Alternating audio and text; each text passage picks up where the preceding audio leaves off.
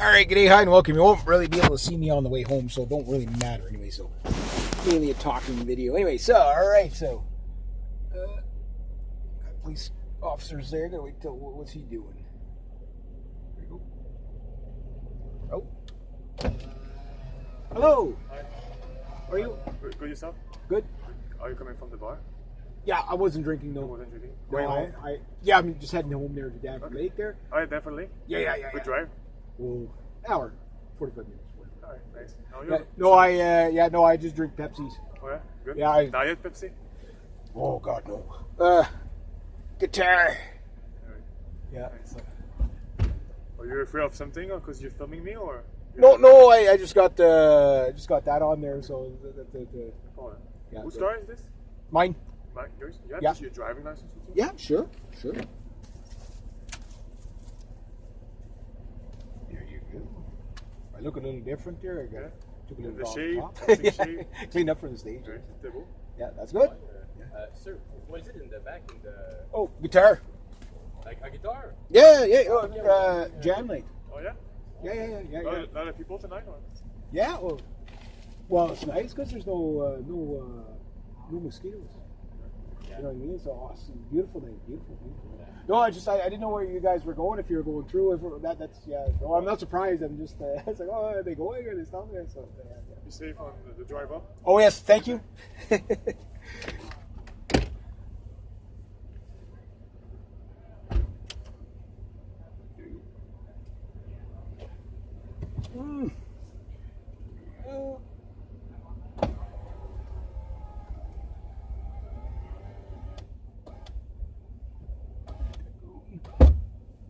They gotta go, or I'll follow the police officers. Gotta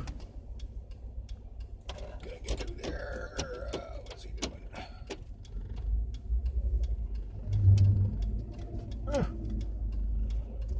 I have no idea where he came from.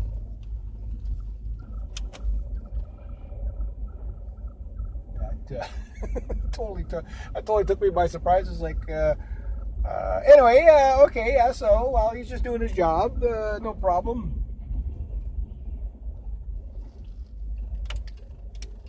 Which way is he going? He's not using it. He's not using his signal light. I should pull him over. No, he's going the other way. That cop didn't use his signal light. I should report him. All right. Totally, I was not expecting that at all. Okay, so yeah, there we go. Everything there. Oh, what the hell is coming here? That's a lot of. Anyway, where the hell did those guys come from? So can't hit these. Now I got two trucks doing. What are they doing? Yeah, it's like, yeah.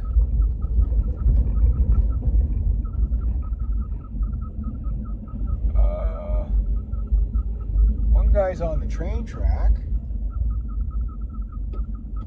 I have no idea what's going on here.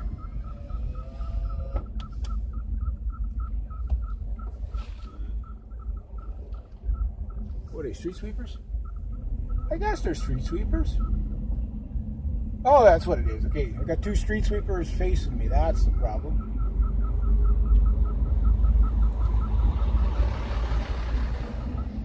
Okay, so I'll put my window up.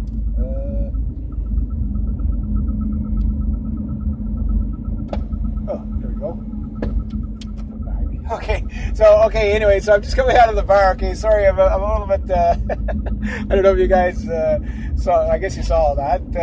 Yeah, it's like I was just looking over my shoulder and all of a sudden, like, there's a cruiser there. Where the hell did he come from? It's like he just, like, appeared. It was like I felt like I was getting abducted. But no, it's like I don't drink anyway. I'm just like, oh, no, I just drank Pepsi or whatever. So, no, he's just doing it. Young guys, whatever. So, fair enough, you know, like, doing their job. That's good.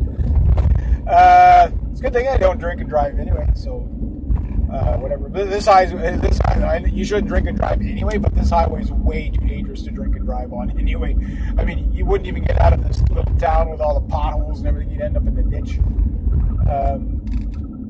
So anyway, okay, so what can I say about tonight? It was a good night. The problem is most of my audience was outside. The Intergalactic Space Hippie was here again. He's getting better. Now he has... I'll talk about him first because he's always interesting. His name's Derek. He had... What did he have going on? He had... what do you call it? A voice recorder playing while his drum beats were going. And it was his voice saying something. He's like, "Who said that out there in the audience?" And he was saying, it was really comical. It's always comical with this guy. But anyway, yeah. So I went up. I did my songs. I got there. I ran into a high school buddy, Mike. There, run into him from time to time, and they're and whatever. So we're talking. He's a mandolin player now, but he plays guitar, bass, whatever. We used to throw him on any instrument. His name's Mikey. Hey, Mikey, he likes it. It's like, Mike, we need you to play this. Mike, we need you to play that. And whether you do it or not didn't matter. It's like, you're a drummer now. You're a bass player now, whatever.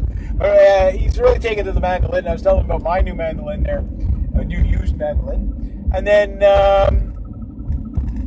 so I went up. I was like the fifth one. Now tonight there was a guy with a dobro, a block neck dobro too, like a pure dobro. Like this wasn't a guitar like a steel guitar or whatever. It was dobro. Oops, sorry about all that. There's like this little town has more manhole covers than any town in the world. I swear to God, like every 30 feet there's a manhole. Like I've never seen this before. In any other town. It's been like this for years. I mean, whatever. So anyway, long story short, I went up. I played "Take on Me" by Aha, and I played what else did I play? I played "Hungry Like the Wolf," and everybody was outside. It was too bad, so I didn't have anybody up and singing and dancing and whatever. But everybody seemed to have enjoyed it. And then I had the Bruce Springsteen song there, "Dancing in the Dark." So that was my last tune I did, and no sing along. I thought so I don't know how these songs really took to the audience, but I had a few people say, "Hey, wow!" One guy was like, "Hey, I take it you were an Aha fan." I said, "Well, I like catchy tunes, right?" So I wanted to really liven up the place with the 1980s. I'm definitely the most lively guy there all the time. Everybody else is playing blues, bluegrass, jazz, whatever. Just finished up with Isabel there playing. She's a fantastic musician to listen to. And last time I felt rude because I left halfway through her performance there. I don't like doing that. I usually wait until somebody... But it's now 12 o'clock, so... the bar, I guess, is kind of closed. The jam night's done. Poor Claire... She got attacked by her plates and she cut her hand, so she wasn't able to play tonight. And I told her to, watch her hands, watch out for what dishes attack or whatever before I left. But talked to a few people, and everybody seemed to enjoy what I did. It's just everybody was outside. But I understand why. There's not a freaking mosquito or a black fly anywhere tonight. We only had 3 days of sunshine. I guess it was enough to kill them off. Now, mind you, here you have a lot more... I guess I can pick up the pace a bit here. You got a lot more... you got the Gatineau River here, and it basically a lot more open, right? So, it doesn't take much of a breeze to get rid of the black flies and mosquitoes, but they weren't lingering around the bar, which was nice. Because last time there, I was getting bitten while I was playing, so... It was nice. Hopefully the hateful flies the main batch of them is done for the season, But all in all, it was a good night. I played well. I know I played well. The only thing that kind of went screwy for me tonight was, I gave myself a scare with the GoPro. I went to hook up my GoPro and put it in the little holder thing that I put it in. And lo and behold, I always take the battery out of the GoPro so it doesn't, because the GoPros, for some reason, the battery, if you just leave the battery in there, even with the camera off, it drains. So usually what I do is I don't put the battery in until I get to the show, right? just so I don't lose, so in case, I don't film a lot of as many people now, because I know some people don't really like being filmed or whatever. And I got enough of other people that I really am just more focused on myself. But I usually like to get the headlining act. The guy named was Bob. I thought he was going to be playing mandolin tonight, but he didn't. He had a GoPro. Real, you know that big sky country sound that he had there is just beautiful. Phil Jenkins came in with his, it's like a guitar banjo. I don't know what the proper name for it, but it's a banjo but a 6-string guitar banjo. And they played, because I guess Saint Jean Baptiste is just coming around the corner, right? So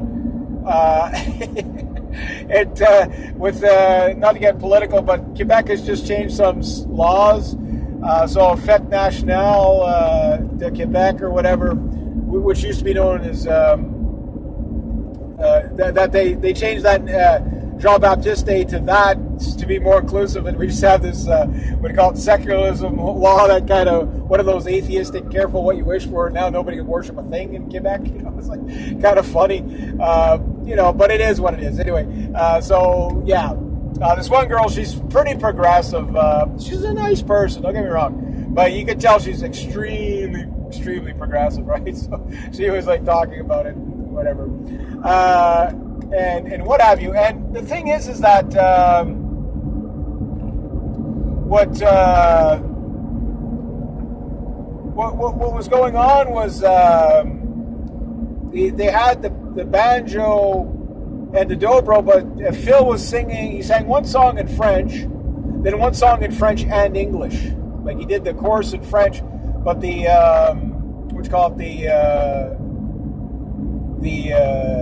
chorus in English, but the verse in French. So that was interesting. Which the guy's like either Scottish, British, or from Wales. I'm not sure exactly where he's originally from. So he has a little bit of an accent. But oh my God, who's this coming up on me? Don't ram me, whatever you do. Hopefully it's not the police officer again. You never know. But anyway, long story short, I'm like, it's kind of cool now. I'm an Anglophone. There's no doubt about that. And this guy Leadfoot get past me. I'm an Anglophone, so I celebrate July 1st, right? But I can respect the heritage of my country, and the Francophone part of it as well. I mean, it is a part of my lineage as well. I mean, I am part Francophone. I think there's no doubt about that. I'm native Irish French, so I'm about as old stock Canadian as you get. McTante LeBlanc, right? And it was interesting. So there was a couple of French songs tonight. It was a little different. But the dobro guy was really, this guy Bob, he was really good. He was very adaptable he jammed with a few people up there, so that was nice to hear. Then I get on after there was a guy who went up. He did a cover tune, and I can't remember, a Beatles cover tune. Then he did 2 original songs. He did really well. Like, it sounded good. Then I went up after him and really kind of like, make all the noise I make. This problem is my audience there's probably about 40 or 50 people in the bar tonight, but they were all out on the patio, taking in. I don't blame them. I mean, great night to be out on the patio. So I think everybody kind of enjoyed what I did. And, it's like I would have liked a little bit more feedback on the songs, but sometimes that's the way it goes. But I had a great night no matter what. Like, I mean, it was just such a nice night to be out. I was going to leave earlier, but I just can't. I just can't bring myself to leave early when it's like, I mean, the temperature's perfect, no flies, good music. I mean, you just can't just leave it. You know what I mean? You gotta kind of, you just gotta take it in. You know what I mean? Make the night. The night was so good, and plus I won a barbecue today, so I never win anything in my life, and I won like $1,000 barbecue today. So I'm like, I don't know if I get it tomorrow or Friday. I don't care when I get it, but this week, next week, doesn't matter. But I've got grit from ear to ear today. But this was I think I sang really well, played really well. The other little foobar that I had tonight was Before I go on stage, sometimes what I'll do is I'll go and tinkle, you know what I mean, to be politically correct as I can. I'll go take a tinkle before I go on the stage. Now, I had a pick specifically picked out for tonight, and I ended up, I didn't know if I dropped it or whatever. I found it in the bathroom after, just before I left there. I ended up using that shark pick, which doesn't give me the best sound, so hopefully it doesn't, the initial play of it doesn't come out too tinny. But it is what it is, you know. Jam nights, you know, it's like it's go time and go. You know, you got some sound. You're not going to get stellar dial in the guitar. It's not like at home where I can take my time and dial in the guitar, you know. But definitely my vocals filled in the room. There was no doubt about that. But it was kind of like playing to an empty, strange kind of like playing to an empty room, but I could hear the crowd outside, right? And whatever. But I just focused on playing the best I could. I tried to interact with the audience a little bit, but I mean, I don't know if they really heard me out there. A few people stayed in the bar. They enjoyed it, you know. So maybe 10 people stayed in the bar, and the other 30 or 40 people are out sitting on the patio. So, hey, just the way it went, right? But still a very good night. I love it, you know, like I just love it, you know. Now, the problem I have with these three songs that I just did, which was Take On Me from Aha, Hungry Like the Wolf from Duran Duran, and Dancing in the Dark from Bruce Springsteen, right? I've been playing those songs now for a while, and I've kind of shuffled them back a bit to play other songs first, just because I've been playing these things all winter pretty much, right? And, well, I mean, we're now in, almost into July. So it's like I probably won't play these songs. I may never play these songs again in my life. Who knows? Unless I add them into a set list. Thing is I don't know how they're going to go in a set list because I didn't get the hootin' and hollering that I normally would get. Like, what I usually try to do is get the hootin' and hollering. And when I get the hootin' and hollering, what I do is I add that to the set list, saying that, okay, that's a song that everybody really enjoyed. I didn't have enough of an audience in there to get the meter barometer to see if it would be songs worth keeping or not. But I'll probably perform them again if I get a gig in a full set list, whatever. I might do that just to, you know, to see how it goes. But if I can get, say, 30 songs or so, 10 songs a set and a few instrumentals in there, and that fills in, and they're all songs that people sing and clap and dance to. I'll do that first, and then maybe on the next gig I'll pull out these guys just to cycle it up, so you're not constantly playing the same songs over and over again. Even my friend Mike was saying about it. He goes, yeah, he says, you know, like I told him, I said, every time I go on stage, I try to play something different each time. And he was like, yeah, he says, I know. He says, I've been playing the same song since I was a teenager. And we're all bad at that. I mean, you got a lot of boomers in there that have been playing the same Beatles songs since they were, you know, since the Beatles came out, right? Nothing against the Beatles or that, but they got to get sick of playing these songs once in a while, you know, all the time. If almost everybody in there, if you've seen them more than 3 or 4 times on a jam night, you'll probably hear a song they did before. Where me, very rarely, with the exception of Pipeline and Copperhead Road, I don't think I've played any other song twice. And you're gonna go, buddy, go. These big tractor trailers. Yeah, so it's kind of like one of those things where you're holy jeez, that guy's flying. Yeah. But it's one of those things where you're really in a situation where you want to play the best songs you can. You want to get the stuff that resonates with the audience as much as possible, but you also don't want to play it to the point where you're sick of playing it. So what are my next songs going to be? You may ask, if you're actually interested. Well, my next songs, I don't know if I'm going to be able to pull it off. I don't know if I'm going to play next week or not.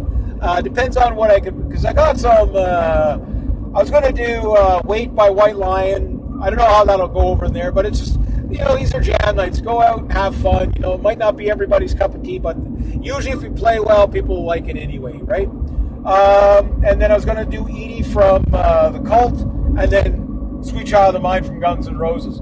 But I'd really like to make sure there's a good crowd in the room when I play those, because I know, especially for Sweet Child of Mine, I'm going to get a sing-along and a dance-along, right? So that's one option. The other option is if I can pull it off with the violin, I want to sing and play the violin at the same time. And I mentioned this to Mike, my friend Mike there, and he's like, play and sing at the same time. He says, that's hard. Because not too many people can play and sing the violin at the same time. Now, you can't play the violin very well while you're singing. Like if you have to do a lot of chord movements or fingering, you got to be really anchored in. So it has to be songs that are really anchored in so that you can play it. But if you have to do a lot of finger changes to play and sing at the same time, you have to concentrate on the violin too much, right? Because you simply don't have any frets, number one. Number two, not only do you not have any frets, but with a violin, if you're in, you're in. If you're out, you're way out. There's almost like no in between, right? So you have to put a lot of concentration. Now, if you have to sing along with that, you really have to know your stuff, what you're playing. It has to become second nature to make it smooth, right? Or else you won't be able to pull it off. Now, I really want to really do something interesting. Now, what am I going to do on the violin? Well, I could use my electric violin to pull it off, which would be great, but tonight would have been good if I would have had these songs together. What I would have done is the first song would probably be Rasputin again, but on violin while playing and singing, because I've been playing that one at home while playing and singing the violin at home, and it actually sounds pretty cool. I have to do it in a slightly different key and stuff like that to be able to pull it off, but it works. It works. And I do the Teresa's version of it, so it's a little heavier, a little raunchier, whatever. A little more evil sounding than the Boney M version. Don't get me wrong, the Boney M version is awesome because the way he dances there, that Boney M dance is pretty cool. Whatever. There's a song I would love to have some backup singers on. It'd be so fun. The second song I want to do is a Teresa song again. I think it's the world's most dangerous drinking song ever, and it's called In the Courtyard of Yisleaf. Yeah, if you haven't seen that one, it's completely psycho. The thing is there is a violin and an accordion in that. It'd be really cool to play that with an accordion player and just, it's not a very long song, but it's just a completely nut job, ballistic dancing, and, the guy's like yelling in Finnish. I don't speak Finnish, but I've been wanting to learn just those Finnish parts, so I could do like the whole theatrics with it. I think it would be really funny if you had everybody at the bar, because I know if that end where he's like lie, when he's doing that, when he jumps up and do that, that'd like freak everybody out. You'd see tables getting overturned with the dancing, or you clear the bar. So either everybody would have so much fun with it, it would just be a dangerous drinking song, especially when he gets kind of a. I don't know what if you ever see that Teresa's in the courtyard of Yisleaf, when the live one from about 2007, 2008, when he's walking around with the vodka bottle, what is he singing? I got the gist of it, whatever, but it sounds like really sad what he's singing and everything like that. After they sing the party part, it sounds like a medieval dancing song, right? And then he sings this really sad part, and then he's on the ground, and it looks like he's crying. The violinist, he's on the ground, and the guitar player's on the ground, the accordion player's sitting on the drum thing, and he's kind of, everybody looks like, the whole band looks like they're about to cry and whatever, and then he just jumps up, lie. It's like, it just goes psycho. And I'm like, I love it. I gotta find a way to do it, right? And yeah, and it's really, really, really, really good. And I would like to be able to arrange that for the violin, because I think it would be really funny. But then again, it might not take. You never know. You got to try these things. But if it took, I think it would be epic. Especially getting everybody singing la la la la la, that thing, Well, you're not singing at that point; you're just screaming and yelling. It's a really cool tune. So I'd like to do that one if I can. If not, maybe some sort of a classical piece. I would love to do a Paganini piece at some point. That's going to take me months to learn that. I don't know if my line head violin is to... Although if I could learn Paganini's 24th piece, I'd do the not the Hilary Hand version of it, because she does like a 12-minute version of that. That is just incredible. I would do the more... the 5-minute version of it. That said, it's Paganini, so you've got to do it right now. I can read sheet music, but I got to get better with the sheet music before I do that. So that one would take me a long time. But that's like, wishful thinking. If not, I might do something from Mozart or Bach, something easier, of their of the Mozart and Bach stuff. Just something like that. And then I've got two other options.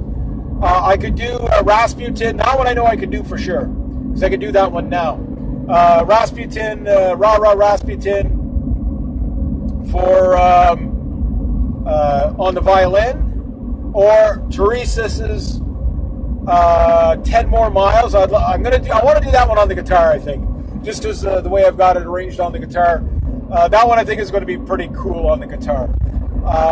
Again, I don't always play everything note for note, right? I usually just kind of find something that works, and I'll do that with a lot of... When I'm doing cover songs, I'm not too much of a purist. Some people are, right? Depends what the song is. Now, the third song is going to be another Evoluti song, and it's a song called King. And I really want to do that song. Talk about a contrast from what I was playing tonight. Happy-go-lucky 1980s, Human Happiness Index peak, songs there, to like, 500 BC, Roman Empire slaying the Gauls, this King Arbogustus, I think is how you pronounce the name, Arbogustus, King of the Gauls, who ruled that land and fought against the Roman Empire.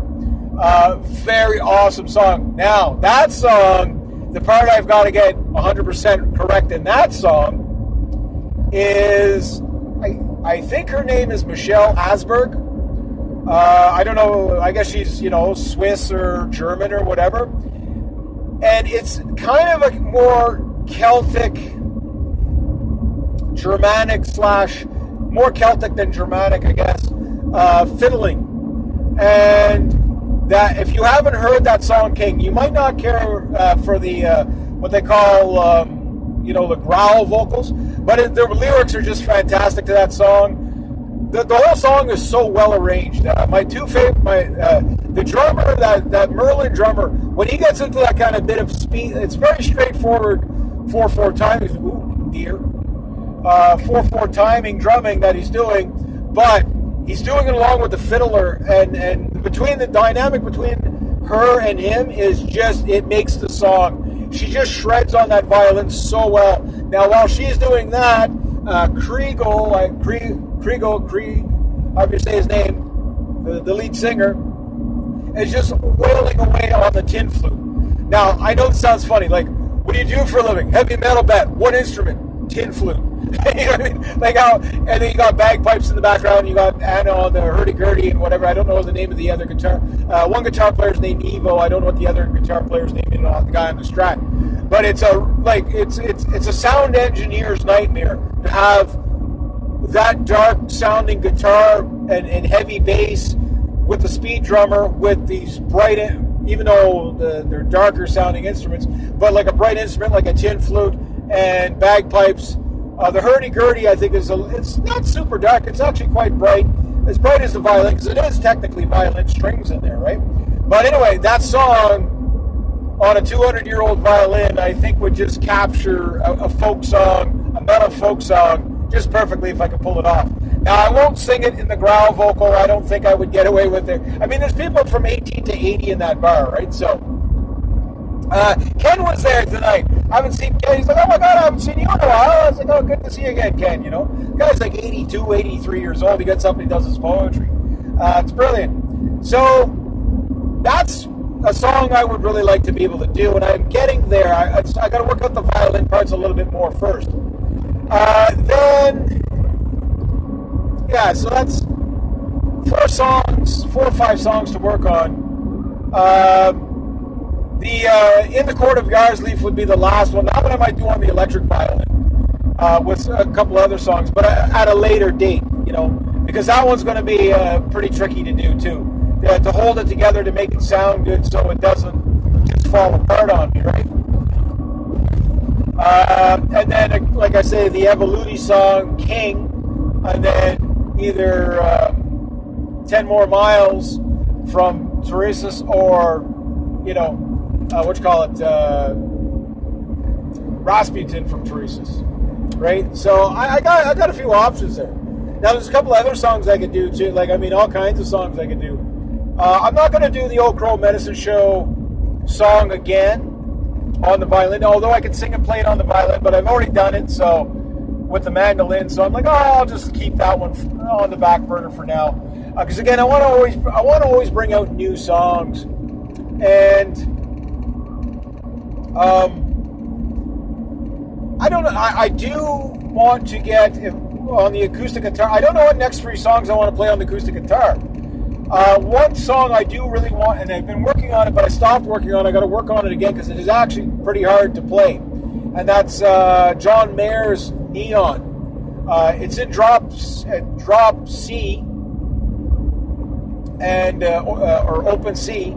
Yeah, drop C. Sorry, and it's an interesting style of finger slapping and stuff like that, which I think would go over very well there because it's a very interesting tune. It's a very dynamic tune, but very hard to play and pull off. I did get it going pretty well, but I haven't gotten it going well enough, smooth enough while singing. So that one's going to take me a few months. That's one of those ones that you only play it if you think you can really nail it, right? And sometimes you just can't set the guitar up quite right to do it. So it's one of those things that you start that song, you're committed, right? So, and that's like any jam night song. Once you start playing it, you keep going.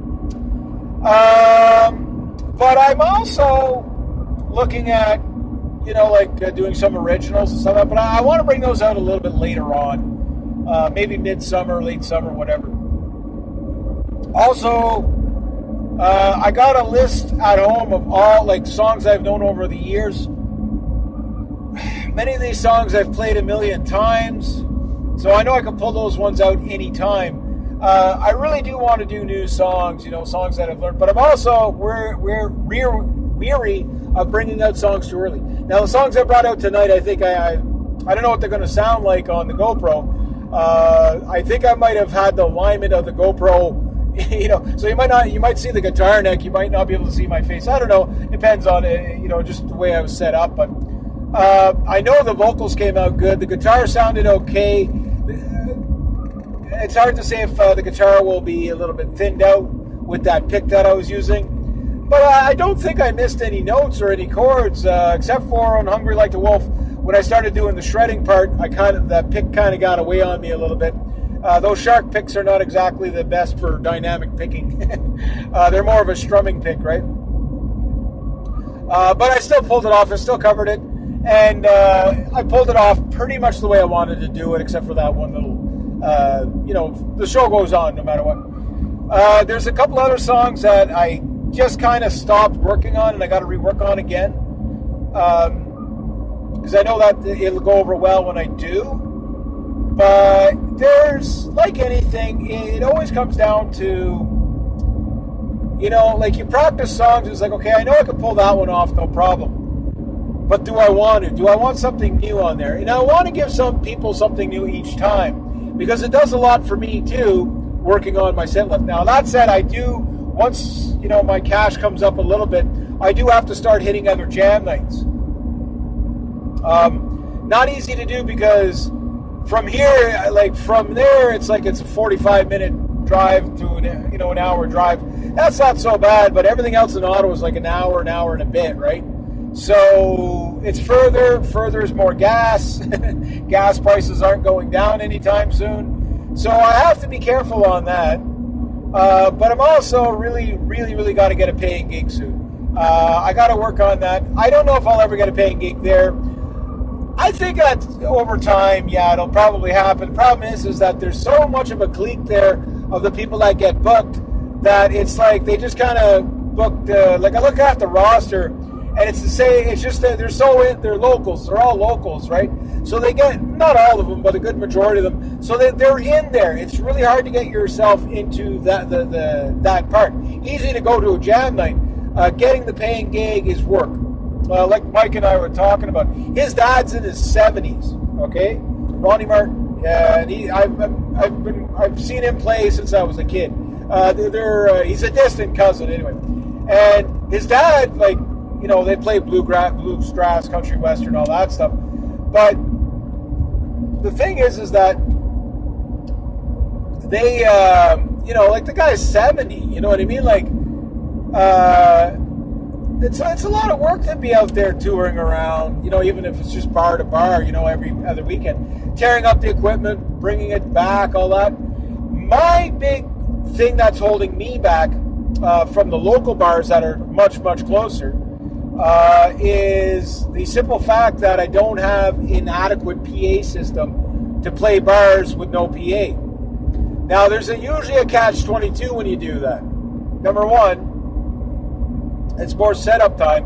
But number two, usually the reason why a bar doesn't have a PA is because they rarely get live acts in there.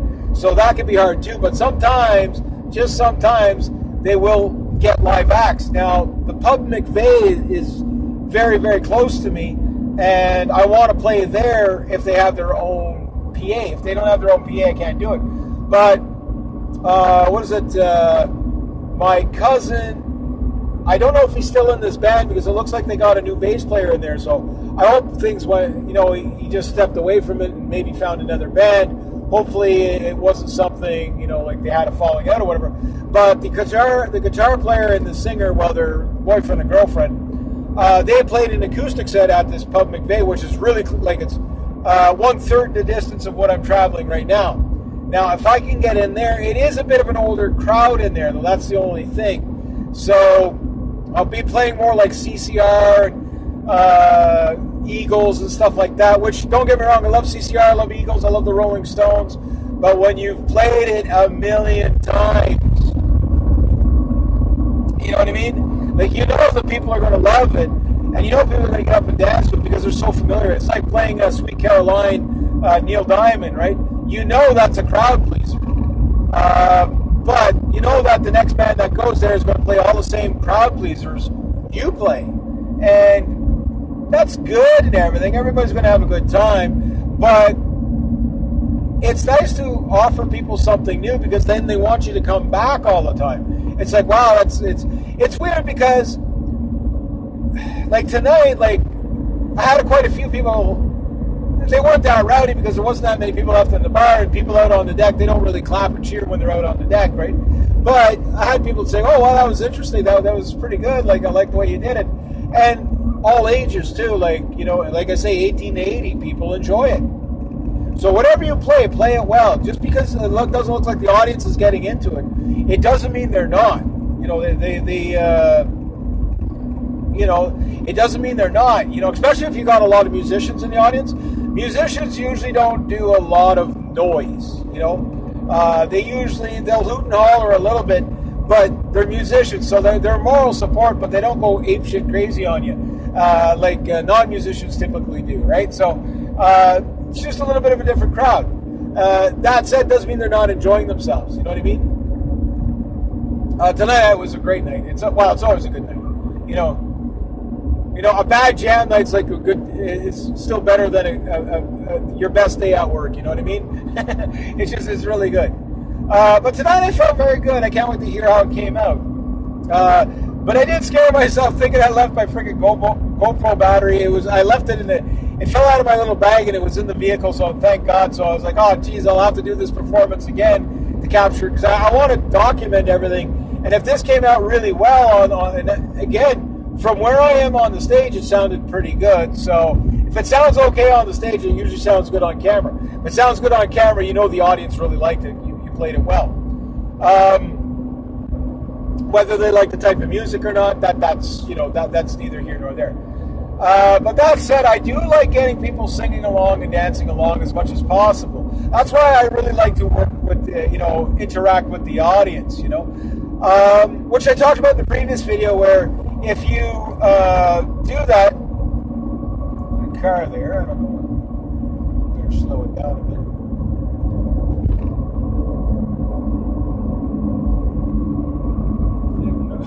Don't know if it's another police cruiser. I don't want to get pulled over twice in one. I didn't even get a chance to get the vehicle moving to get pulled over. That's funny. But anyway, long story short, it's like, yeah, interact with your audience, because that's what gets their attention in the beginning, right? And then if you can hold them with the songs, that's great. Yeah, it's always. I talked to quite a few people. People are starting to get to know me. They're starting. Oh, hey, Reg, how's it going? Isabel sat down and talked to me for a little bit. We made small chat, whatever. And she's a very very good musician. So it's like, but last time, like I said, I walked out halfway through her performance just because it was getting late and stuff like that. Tonight I was like, okay, she's a more quiet player. She can rock the place when she wants to, but a lot of times, they like to play a lot quieter. So she did one song in Chilean, beautiful, but it was like a sad Chilean song, right? So, and then she does the other two songs were really good, but they're a lot more mellow. The dobro stuff was moderate pace. The guy that went on before me, he was fun. He wasn't crazy mellow. He was moderate, so it was a nice segue to what I was doing, because it wasn't too mellow that it was a genre shock when I got on there, although definitely I'm the liveliest guy out most of the time. So I play songs that I think are mellow, but in comparison, I'm like always double time to everybody else, right? So that's why, like tonight, like I was sitting out at the deck, waiting for them to get the list out or whatever, and Claire, the guy came out and said, "I put your name's Reg." I said, "Yes." I said, "Nice to meet you," whatever. I said, "You're the host tonight?" He goes, "Yeah." He goes, "I put you fifth. Is that okay?" He goes, "Claire said to put you fifth." I said, "That's fine." So Claire came out and she said, "I didn't know where to put you. I know you usually want to go near the end, because like last time there was only two of us until there was only two of us last week, but there was playoffs last week and stuff like that too.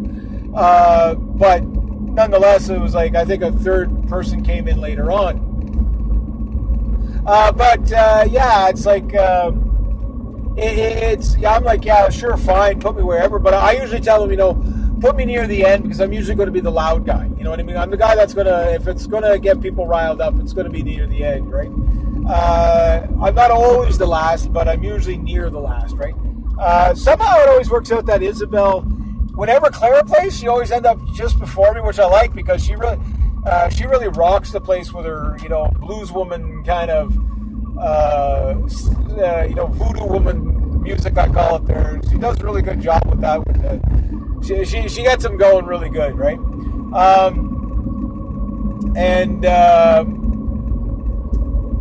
But then usually when it's Isabel plays, she always ends up like right after me for some reason.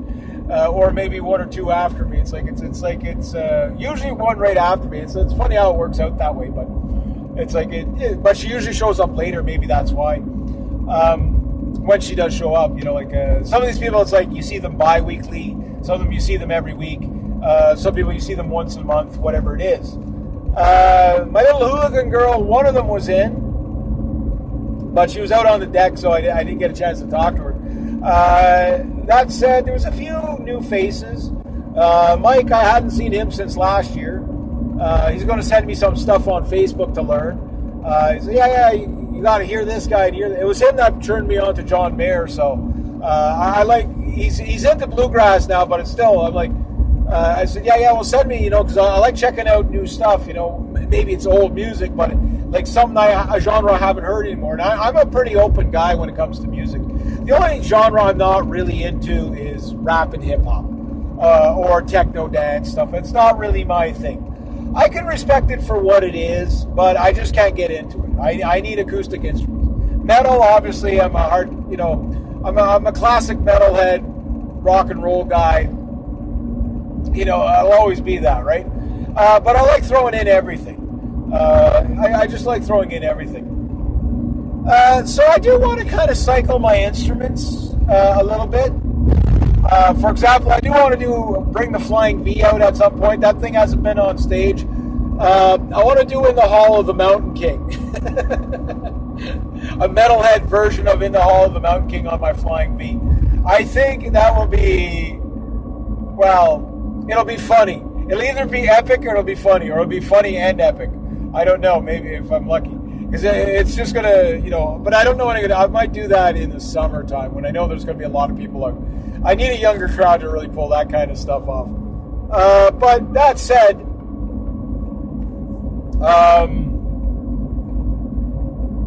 I wouldn't mind doing some collaborations for sure. I do need people to jam with and stuff like that to pull that off. I was asked tonight, like, the guy with the dobro, I think his name is Bob. He's like, he says, do you need me to stay on the dobro? I'm like, I probably won't be able to on these songs, but, thanks for the offer. It's like the guy 2 weeks ago with the harmonicas. He asked me, do you want me to do some harmonica? I'm like, I said, these songs are going to be a little bit too fast. That's when I did the Evoluti and Nightwish and the Teresa songs. They were just way too fast. I said these might be a little bit too fast for the harp. I felt rude, but like I said it as nicely as possible. I got to slow it down here. This is, Deer Pinball Alley here, so I got to keep my eyes peeled on the ditch. But the thing is that after I got up, I said, you think you would have been able to keep the harp up with that? He goes, oh no, that's way too fast for me. But it's no matter how I look at it, it's like there's always something interesting there. That's why I love the place so much. It's just you just don't know what. Like tonight, there was a dobro and banjo / guitar. Whenever I get some money, that's I've wanted a banjo for years and years and years. I've never been. It's always fallen off the priority list. You know what I mean? If you buy yourself an instrument, buy the best instruments you can afford always, so that you don't have to keep upgrading. You know what I mean? Once you learn how to play, and if you do get one of every type of instrument, hang on to them, because you never know when you're going to pull them out. You might not touch the thing for a year or two. But when you get the inspiration to wail away on excuse me, I got the hiccups. Whatever it might be. Oh, excuse me. Well, hiccupy. So.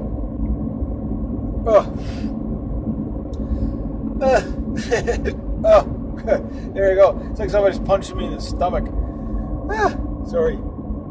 But anyway, when you get an instrument, even if you don't play it like the ukulele, I got to pull that one out. That one I want to do Van Halen Jump on it. And a few other songs. I don't know what else I'm going to do. Probably Hotel California. Oh, God. Sorry for the hiccups there. And maybe, The Scientist by Coldplay. I think that'd be a nice match. But I can also play The Scientist next week on the acoustic guitar. And if I can nail Neon, that would be really good. And then I'll throw in 10 more miles from Teresa's just to, leave the stage with something loud. Whatever, Again, life is about enjoying yourself. And, tonight I want to barbecue. And got to play some happy music. And got to listen to some great music. And talk to people. Socialize. Getting out in the real world. And Ken was on the stage. Again, these old guys, they always say the same thing, do it while you're young.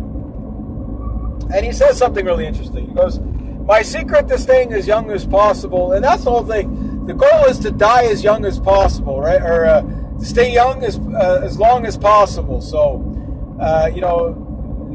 your goal, so that you don't, you die in your 80s, but you still act like you're in your 30s or whatever, your 20s. And what he says, one of the things that keeps him going is coming out every week and sitting amongst the young people, the younger people, you know what I mean? And telling the stories. And he goes, it's so important because, think of yourself in the next 20 to 30 years. Half the people in this room aren't going to be around, So, it's inspiring when you hang around sometimes younger people. I like hanging around 20-somethings every now and then. I do. I mean, it's a bit of an age gap shock you're going to get. Sure, even 30-year-olds are starting to seem young to me, you know what I mean? But, I'm getting older. I'm 45. But a lot of people think I'm like 25, which is kind of cool. It's just because I act so immature, right? And only somebody who plays as obnoxiously loud as I do would probably be young. So I get that all the time. So when I tell people my age, a lot of times they're kind of blown away. They're like, oh, wow, I didn't think you were that old, And that's good because that reflects on me that, I'm bringing energy, And I hear that a lot of times with my performance, even if they're not crazy about the songs, they love the energy I bring. Like, wow, you bring a lot of great energy to the stage. You bring a good stage presence to the stage. Like tonight, I actually forgot to let them introduce me. I just got up on stage and introduced myself and took over. I was like, oops, my bad. But, it's like whatever, But I knew that they were kind of pressed for time, so it's like there was like last week I say 2 people signed up. This week there was 7, so there might be 8 if a few other people were jumping up. But I mean, it was 12 o'clock when Isabel, a little after 12 o'clock when Isabel, finished. And I think she was shutting down the place. So again, such a nice night. No flies. Everybody out on the patio. Yeah, I think there's going to be a few hungover people tomorrow. And Isabel's like, we've got Claire was like, she goes, I hope you don't mind going 5th, in case you have to work tomorrow or whatever. So it's okay, I work for myself, so it doesn't really matter, right? And she was like, oh, okay, well, no problem. That's why, another reason why I usually go late and stuff like that, because I know some people have to work the next day, right? The biggest problem I have with going late is sometimes you lose a lot of your audience because everybody has to work the next day, right? But when it's a nice night, people are just going to stay out. They don't care about being tired tomorrow when they've had a good night. You know what I mean? And hopefully tonight, like the vibe was good tonight. It's so good. It's just so enjoyable. Each week I take something new from it, And I don't know what I'm going to do next week or the week after. It all depends on my funds or whatever, sure. But I really am looking forward to, like, my new passion now is going to be nailing whatever violin songs I want to play. And I know I said I wasn't going to take that my Lionhead violin out too much, and I don't want to. I really want to keep it more like special occasion kind of thing. That's why I bought the electric violin and some of the other ones. Like the Hornsteiner violin, that sucker in my 1713 Stradivari copy. Those all beat up in a bar, sure. Because I'm not saying they're fully replaceable, but they're more replaceable than my Lionhead violin, which there's not that many of them on the planet. I know there's enough of them, but they're few and you don't see them every day. You know what I mean? And that thing's very special to me, and I'm very cautious about bringing it out to bars and stuff like that. But the good news is that, like, this bar here is what you would call shut it down there, is what you would call you don't have to worry about your guitars and stuff like that. A lot of people, they'll drop their guitar off near the stage and just go outside the other door. That nobody, nobody steals your guitar. It's a very high trust society in there. I'm not saying nobody would ever steal something from you, but it's very unlikely. So I don't mind that, but I never leave my guitar unattended anyway, unless I ask somebody to watch the guitar for me. The violin, same thing. What I usually do now when I'm done my set is I grab the guitar and I throw it back in the CRV here. The cops tonight were, what do you got in the back? I was like, I was going to say Jimmy Hoffa's Body, but that probably wouldn't have been as funny as it probably wouldn't have went over as funny with them. They were, they were, I don't know where the hell that cruiser came from. Like that's what surprised me. I was like, what's this? Because where I was parked, what I was worried about, like it was a full parking lot when I got in there, like even the dumpster area was full. So I was like, okay, well, I'll park. I was just praying nobody would slam into me turning in. So I'm looking and I thought, oh, maybe the guy's waiting for the parking lot. And I'm like, oh, that's a cop cruiser. And then he came over. So I put the window down or whatever. And all that stuff because I was just like, oh, okay, well, well, you heard the conversation, I'm sure. So that was interesting anyway. But I'm okay with that because, again, I've got nothing to hide. I don't smoke dope. I don't do drugs. I drink beer only when I don't have to drive. Not like to say some of those people in there probably shouldn't be driving. You know what I mean? And the bars, they do crack down on the bars and stuff like that. But most people, some of these small towns, a lot of times, okay, well, how many did you have? I had 2. Okay, well, just be safe, you know what I mean? And they don't always do that, but sometimes they shouldn't. But, it's always about liability, right? But, yeah, so the other cop was there, too.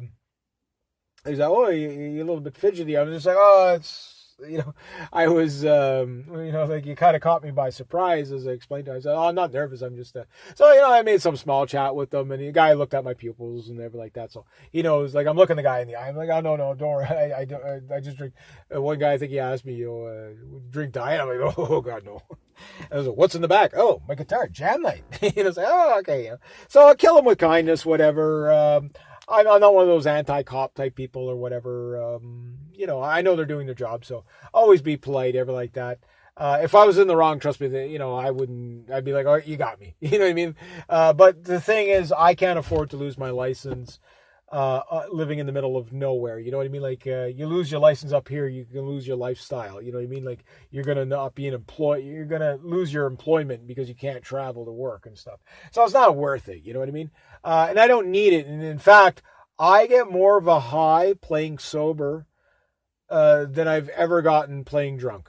You know what I mean? I really, it becomes more connoisseur based, not to get all artsy fartsy on you, but that you just enjoy the music for the music. That becomes the drug. And I just love it. You know what I mean? I just love it so much. Tonight I felt good. I wish there would have been more girls especially there was a couple of really pretty ones came in tonight. Whew, cold shower. There we go. It would have been nice to see those girls up dancing on the dance floor. Maybe they're rocking it out outside. Maybe not. I don't know. But it was fun either way. So I was like, okay, well, work with the audience a little bit. Own the place while you're playing, do your best, play your best. I think all my notes were accounted for, especially on the Take On Me song. I felt really good with it. The Hungry Like the Wolf, I was hoping a little bit more laughing and stuff like that when I did the Hungry Like the Wolf, and whatever. But again, there wasn't enough people in there to really get them, super, super riled up. So that's fine. I felt very Bruce Springsteen-y, if that makes sense. I think I did that one. I might have played a little bit fast on that one, but I think the tempo was good for all 3 songs. The Take On Me song, you have to get that tempo right or you'll wind yourself while you're singing, right? But I know I was opening, whether you guys like my singing or not. I'm not saying I have a melodious voice. I sing like an alley cat, but at least I was in key. Like that's my goal, is just to be in key. Some people can sing really well and not have a great voice. Some people sing phenomenal and they have a nice tone. Like Isabel has a beautiful voice. Claire has a really great voice. Phil, he has a fantastic voice. The other guy, he didn't go up.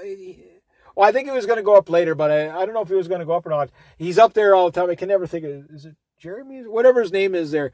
I talk to him all the time and stuff like that. And he's usually really fun. I was talking to him tonight. We're talking guitars, whatever, but he's probably closing up the show there now, right?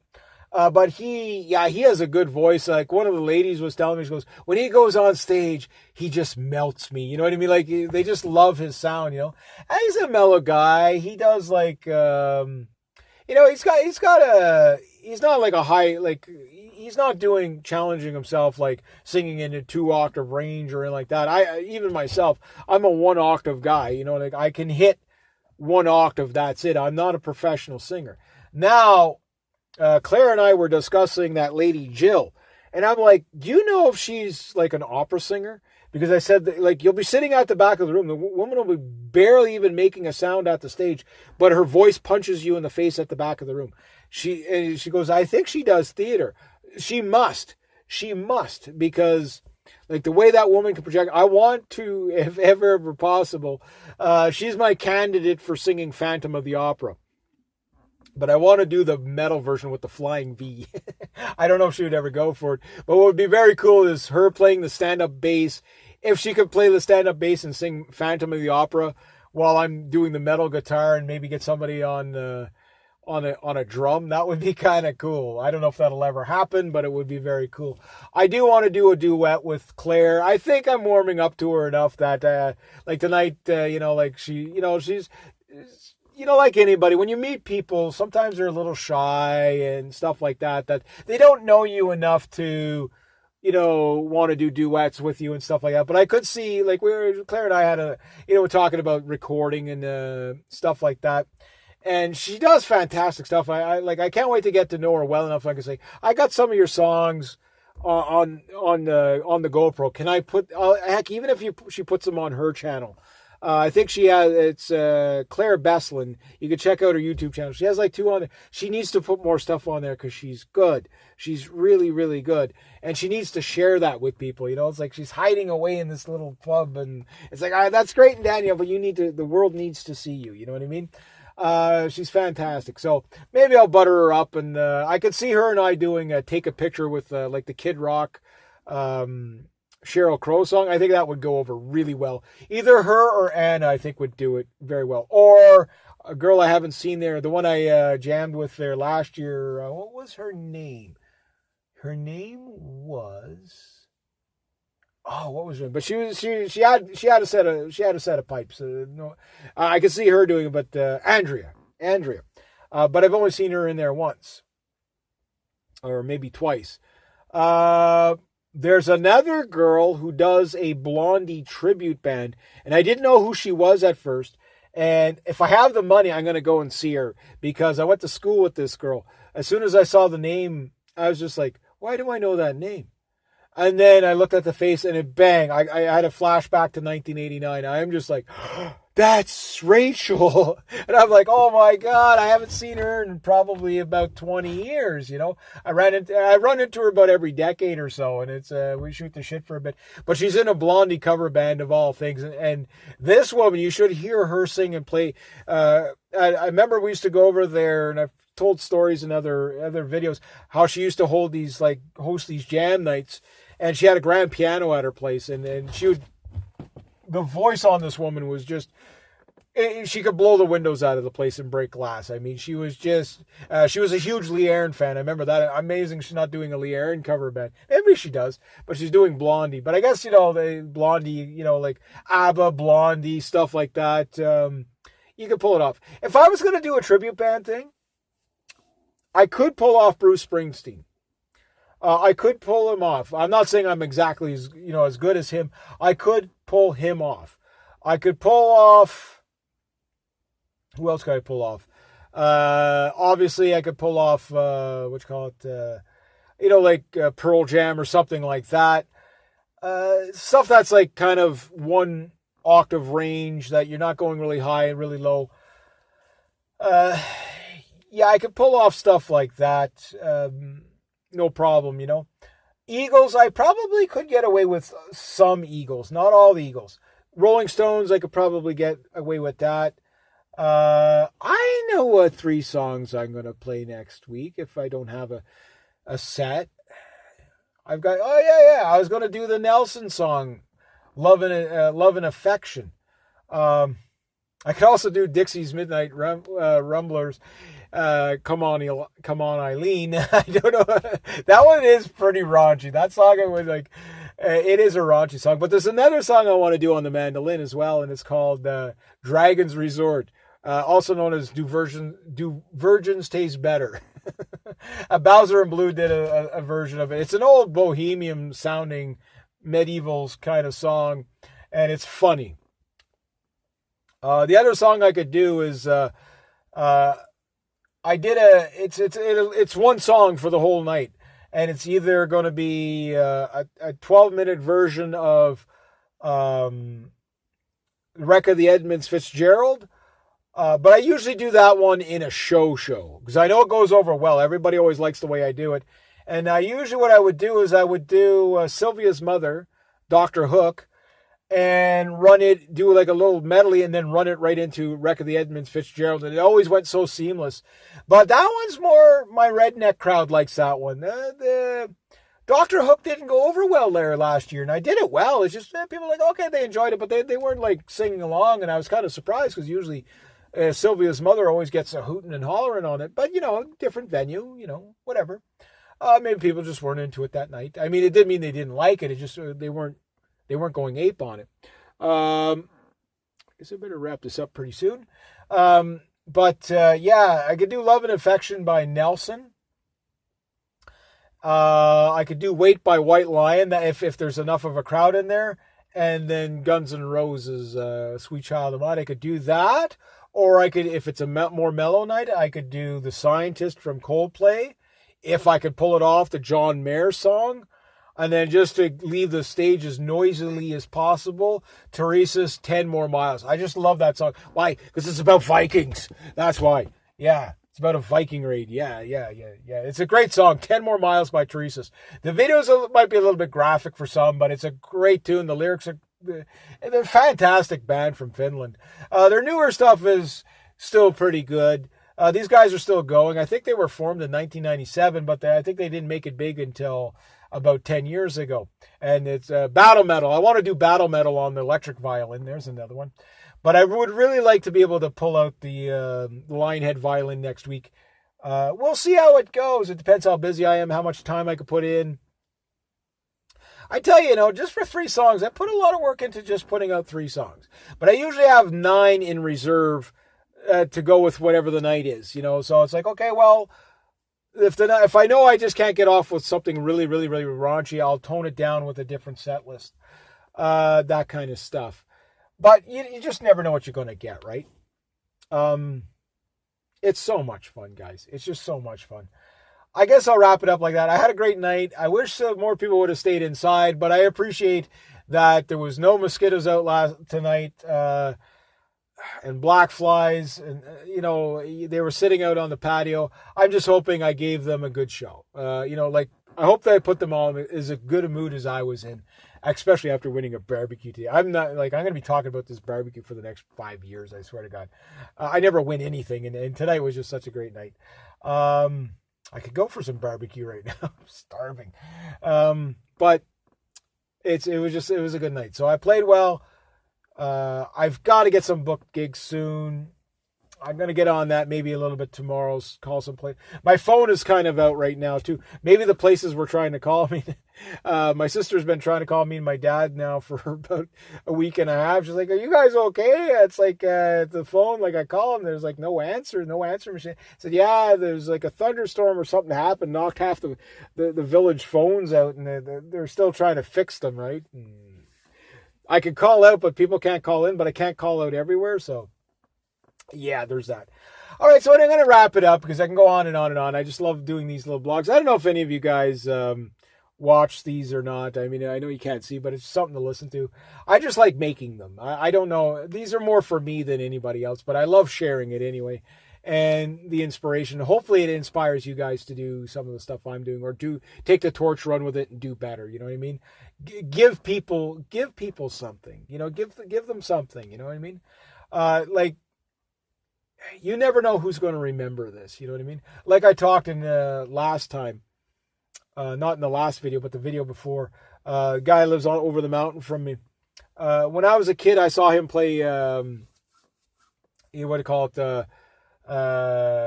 House of the Rising Sun in the little local hotel here when it was open. And I still remember it as if I was there. Heck, I could even smell the stale beer in the bar. You know what I mean? Like, I still smell this. And I was what, 15, 16? That's like 30 years ago.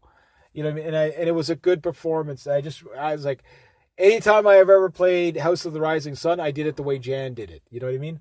And you know, it was very, very similar to the like the guy has a good voice. He sounds more like Waylon Jennings now. He's a lot more mellow now, but you know, we jammed it after 20 some odd years or 30 years.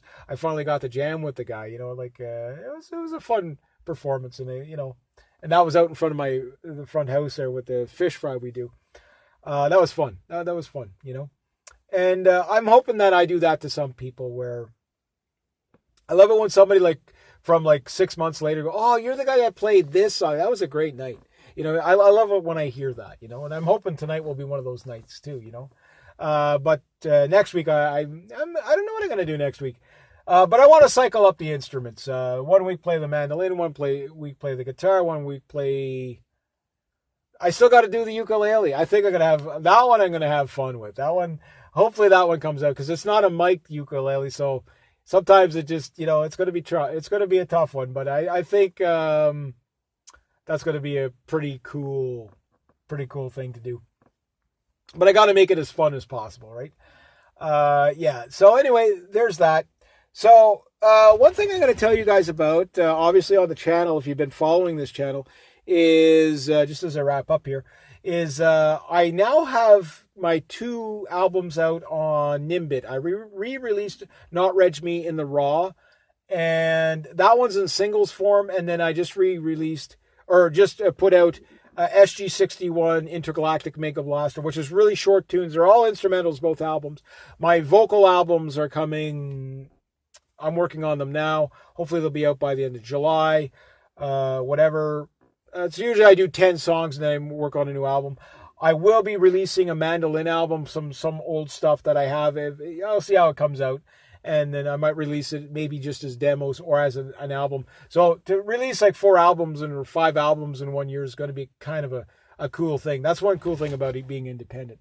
But if you are interested in helping support the channel and stuff like that, the problem with the Nimbit is it's not like CD Baby where you put a link somewhere and you just click on it and you're right at my page. You got to do a little bit of hoop jumping, unfortunately. So if you click on the links down below for the Nimbit on my other songs, what'll happen is it'll take you to the Nimbit homepage and you'll see artist search. And in there, type in capital R, Reggie G, REGGIE, capital G, with a space in between the Reggie and the G. And you'll see me come up, you'll see me playing my SG61 reissue. Click on that. You can go listen to all the songs for free there. And if you like it, they're 99 cents a piece. And you can buy an album or you can buy individual, whichever you like. And that would be greatly appreciated. If not, I'm going to release all my songs in video format on this. Just, it'll be just so you can hear them and then you can tap through the links there. Next to that, be sure to subscribe. Be sure to like the video. Be sure to give me some feedback on your performances and stuff you like. And maybe some good memories, even if you're not a musician. I like to hear from you guys anyway. So next to that, rate, subscribe, share, comment, like, be true to yourselves, be true to others. Always, always do the right thing. Have yourselves a great day, eh?